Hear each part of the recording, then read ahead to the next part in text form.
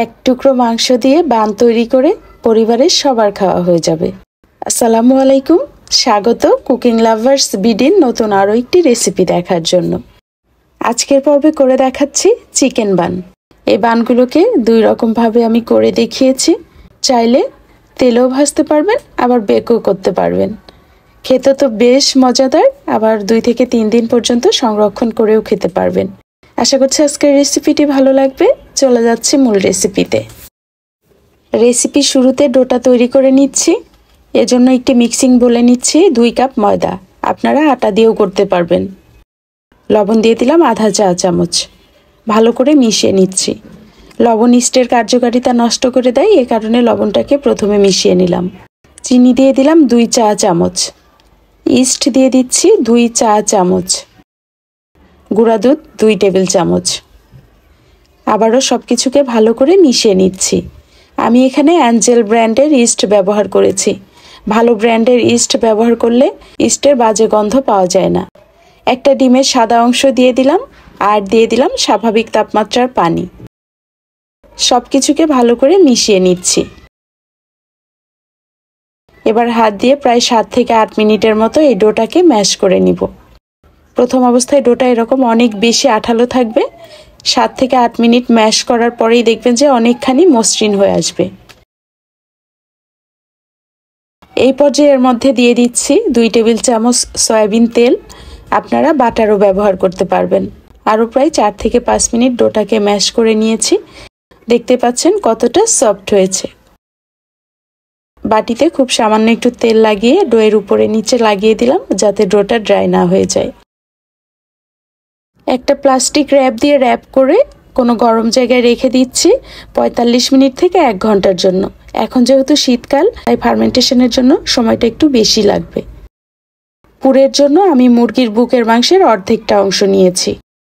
এবার ছোট ছোট করে কেটে নিচ্ছি। আমি এরকম একেবারে ছোট করে কেটে নিয়েছি। চলে আসলাম চুলায়, একটি প্যান বসিয়ে দিয়েছি। দিয়ে দিলাম 1.5 থেকে 2 টেবিল চামচের মতো তেল। তেলটা গরম হয়ে আসলে এর মধ্যে দিয়ে দিলাম কেটে রাখা মুরগির মাংসগুলো। উল্টে পাল্টে মিশিয়ে নিচ্ছি। চুলার আঁচটা মিডিয়ামে আছে। যখন মাংসের রংটা এরকম পরিবর্তন হয়ে যাবে, এই পর্যায়ে মশলাগুলো দিয়ে দিচ্ছি।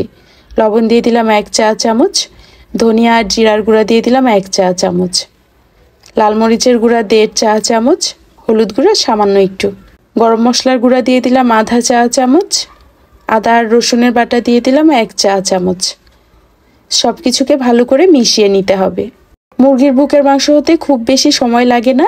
মাংস থেকে যে পানিটা উঠবে, এই পানিতেই কিন্তু সিদ্ধ হয়ে যাবে। এখানে আর অতিরিক্ত পানি দেওয়ার দরকার নেই। ঢেকে দিয়ে চুলার আঁচটা মিডিয়াম টু লোয়ে রেখে অপেক্ষা করব পানিটা কমে আসা পর্যন্ত। যে পানিটা ছেড়েছিল, পানিটা বেশ খানিকটা কমে গেছে। একটু মিশিয়ে নিলাম। এবার এর মধ্যে দিয়ে দিচ্ছি 1 কাপের চেয়ে একটু কম গাজর, আর পেঁয়াজটাও এরকম 1 কাপের চেয়ে একটু কম আছে। গাজরগুলোকে আমি ছোট আর কিউব করে কেটে নিয়েছিলাম। ভালো করে মিশিয়ে দিলাম। দিয়ে দিলাম টমেটো সস 1 টেবিল চামচের মতো, আর চিলি সস দিয়েছি 1 থেকে 1.5 চা চামচের মতো। সব কিছুকে মিশিয়ে দিলাম। আবারও ঢাকনা দিয়ে অপেক্ষা করছি গাজর আর পেঁয়াজটা সিদ্ধ হওয়া পর্যন্ত। চুলার আঁচটা কিন্তু আমি আরও কমিয়ে দিয়েছিলাম। গাজরগুলো এখন পুরোপুরি সিদ্ধ হয়ে গেছে। আমার এই পুরটা হয়ে গেছে। নামানোর আগে আমি সামান্য একটু ধনিয়া পাতা কুচি করে দিলাম। আপনাদের হাতের কাছে পুদিনা পাতা থাকলে চাইলে পুদিনা পাতাও দিতে পারবেন। মিশিয়ে দিলাম। এবার পুরটাকে নামিয়ে পুরোপুরি ঠান্ডা করে নিব। প্রায় 1 ঘন্টা পরে ডোটাকে নিয়েছি, আর দেখতেই পাচ্ছেন ফুলে দ্বিগুণের চেয়েও বেশি হয়ে গেছে। ডোয়ের ভিতর থেকে বাতাসগুলোকে বের করে নিয়ে ডোটাকে একটু মসৃণ করে নিলাম। ফার্মেন্টেশনের পরে ইস্টের ডোকে আর বেশি ম্যাশ করা যাবে না। সামান্য একটু ময়দা ছিটিয়ে নিয়ে 7টি ভাগে ভাগ করে নিয়েছি। এবার এগুলোকে হাতের মধ্যে এরকম করে ভাঁজ করে করে গোল আর মসৃণ করে নিচ্ছি। সবগুলোকে একই রকমভাবে মসৃণ করে নিয়েছি। এবার এগুলোকে ঢেকে রেখে দিব 10 মিনিটের জন্য। 10 মিনিট পরে এখান থেকে একটা ডো নিলাম। নিচে সামান্য একটু ময়দা ছিটিয়ে দিয়ে ডোটাকে বড় করে নিচ্ছি। এখানে বেলনা দিয়ে বেলার দরকার নেই, হাত দিয়ে এরকম করে বড় করে নিলেই হবে। পুর দিয়ে দিচ্ছি। এখানে পুরের পরিমাণটা একেবারে কম দিবেন না, আবার অনেক বেশিও দেওয়ার দরকার নেই। পুর দিয়ে চারপাশ থেকে মাথাগুলোকে এক জায়গায় করে ভালো মতো আটকে দিতে হবে। উল্টে নিয়ে আমি একটু বড় করে নিলাম। এই তো হয়ে গেছে। আমি বাকিগুলোকে একইভাবে তৈরি করে নিচ্ছি। আর এখানে একটি ট্রের মধ্যে সামান্য একটু তেল ব্রাশ করে নিয়েছিলাম, এই ট্রের মধ্যেই রেখে দিলাম। সবগুলো বানকে তৈরি করে আমি 10 মিনিটের জন্য ঢেকে রেখে দিয়েছিলাম। 10 মিনিট পরে এখান থেকে দুটো বানকে আমি আলাদা করে নিচ্ছি। আর এই বানগুলোকে আমি তেলে ভেজে নিব। এই যে 3টা বান আছে, এই বানগুলোকে আমি ইলেকট্রিক ওভেনে বেক করব। এখানে ডিমের কুসুমের সঙ্গে সামান্য একটু পানি মিশিয়ে এবার এই ডিমের কুসুম ব্রাশ করে দিচ্ছি। এতে করে বানগুলোর উপরে খুব চমৎকার কালার আসবে। উপর থেকে সাদা তিল আর একটু কালো জিরা দিয়ে দিলাম দেখার সৌন্দর্যের জন্য। এবার 170 ডিগ্রি প্রিহিটেড ওভেনে বেক করে নিচ্ছি 20 থেকে 25 মিনিটের জন্য। ওভেনের ধরন অনুযায়ী সময়টা কম বা বেশি লাগতে পারে। এগুলো বেক হতে থাক। আর এই ফাঁকে যে বানগুলোকে আমি ভেজে নিব, এগুলোকে ভাজার জন্য চুলায় আগেই তেল গরম করে নিয়েছি। তেলটা কিন্তু খুব বেশি গরম হওয়া যাবে না। বেশি গরম তেলের মধ্যে দিলে দেওয়ার সঙ্গে সঙ্গেই কালার চলে আসবে, তখন কিন্তু ভিতর থেকে আর অতটা স্পঞ্জি হবে না। চুলার আঁচটা মিডিয়াম টু লোয়ে রেখে উল্টে পাল্টে পছন্দ মতো কালার আসা পর্যন্ত ভেজে নিচ্ছি।